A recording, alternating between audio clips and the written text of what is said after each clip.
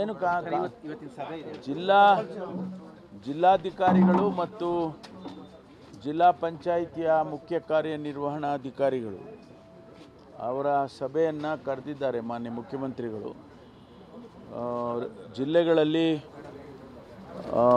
ಏನು ಸಮಸ್ಯೆಗಳಿದ್ದಾವೆ ಮತ್ತು ನಾವು ಕೊಟ್ಟಿರ್ತಕ್ಕಂಥ ಸರ್ಕಾರ ಕೊಟ್ಟಿರ್ತಕ್ಕಂಥ ಕಾರ್ಯಕ್ರಮಗಳನ್ನು ಎಷ್ಟರ ಮಟ್ಟಿಗೆ ಅನುಷ್ಠಾನ ಮಾಡಿದ್ದಾರೆ ಮತ್ತು ಜನರ ಸಮಸ್ಯೆಗಳಿಗೆ ಯಾವ ರೀತಿ ಸ್ಪಂದಿಸ್ತಾ ಇದ್ದಾರೆ ಅನ್ನೋದ್ರ ಬಗ್ಗೆ ಇವತ್ತು ಮಾನ್ಯ ಮುಖ್ಯಮಂತ್ರಿಗಳು 2 ದಿವಸದ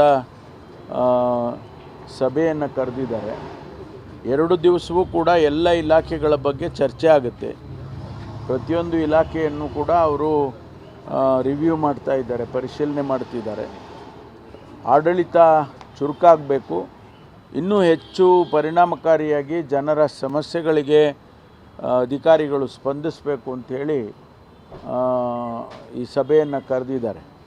ಸರ್, ಯತ್ನಾಳ್ ಅವರು ಒಂದು ಪತ್ರ ಬರೆದವರು, ಗ್ಯಾರಂಟಿಗಳಿಂದ ಆರ್ಥಿಕ ವಿಪತ್ತು ರಾಜ್ಯದಲ್ಲಿ ಮನೆ ಮಾಡಿದೆ, ಗ್ಯಾರಂಟಿಗಳನ್ನು ರದ್ದು ಮಾಡಿ ಅನ್ನುವಂಥ ನಿರ್ದೇಶನ ಕೇಂದ್ರದಿಂದ ಬರಲಿ ಅಂತ ಕೇಂದ್ರ ಸರ್ಕಾರಕ್ಕೆ ಪತ್ರ ಬರೆದವರು.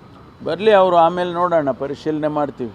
ಗ್ಯಾರಂಟಿ ಯಾಕೆಂದರೆ ರಾಜ್ಯದ ಆಡಳಿತ ಮಾಡೋದಕ್ಕೆ ಜನ ನಮ್ಮನ್ನು ಆರಿಸಿದ್ದಾರೆ, ಅವರನ್ನು ಆರಿಸಿಲ್ಲ. ಅವರನ್ನು ಕೇಂದ್ರದಲ್ಲಿ ಆಡಳಿತ ಮಾಡಿ ಅಂತ ಅವರಿಗೆ ಆರಿಸಿ ಅವಕಾಶ ಕೊಟ್ಟಿದ್ದಾರೆ. ಅವರು ಅಲ್ಲಿ ಆಡಳಿತ ಮಾಡ್ತಾರೆ, ನಾವು ಇಲ್ಲಿ ಆಡಳಿತ ಮಾಡ್ತೀವಿ. ಮೇಲ್ನೋಟಕ್ಕೆ ಕಾಣಿಸ್ತಾ ಇದೆ ನಮಗೆ ಅದು ಅವರ ಅಭಿಪ್ರಾಯ. ನಾವು ಆಡಳಿತ ಮಾಡೋರು ನಾವು ಹೇಳಿಲಿಲ್ವಲ್ಲ. ನಾವು ನಮ್ಮ ಆರ್ಥಿಕ ವ್ಯವಸ್ಥೆಯಲ್ಲಿ ಜನಗಳಿಗೆ ಏನು ಮಾಡಬೇಕು ಅನ್ನೋದ್ರ ಬಗ್ಗೆ ಮಾಡಿದ್ದೇವೆ. ಮತ್ತು ಅದರ ಸಮಸ್ಯೆ ಬರ್ತದೆ ಅಂದಾಗ ಅದನ್ನು ಸಾಲ್ವ್ ಮಾಡೋದು ನಮ್ಮ ಜವಾಬ್ದಾರಿ. 58,000 ಕೋಟಿ ರೂಪಾಯಿ ನಾವೇನು ಗ್ಯಾರಂಟಿಗಳಿಗೆ ಖರ್ಚು ಮಾಡ್ತೀವಿ, ಅದರ ಸಾಧಕ ಬಾಧಕಗಳನ್ನು ನಾವೇ ಮಾಡ್ಕೊಳ್ತೇವೆ. ಅದ್ರ ಬಗ್ಗೆ ಅವರ ಅಭಿಪ್ರಾಯ, ಸಲಹೆ, ಸೂಚನೆ ನಮಗೇನು ಬೇಕಾಗಿಲ್ಲ. ಅದಕ್ಕೆ ಹೇಳಿದ್ದು ನಾನು, ಕೊಡಲಿ ನೋಡೋಣ ಅಂತ.